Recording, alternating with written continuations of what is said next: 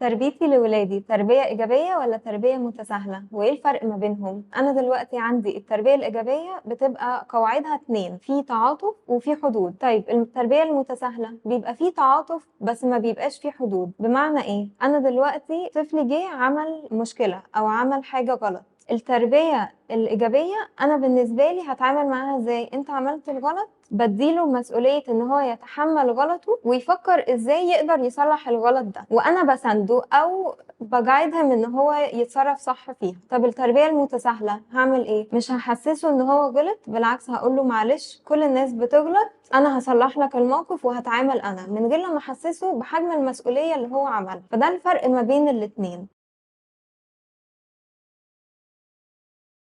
أول لمّا أحس إن أنا مش حاطة حدود واضحة لابني، وكل أمّا يطلب منّي حاجة باوافق عليها على طول، بس علشان أنا مش عايزاه يزعل، ده كده إحنا بندخل في التربية المتساهلة.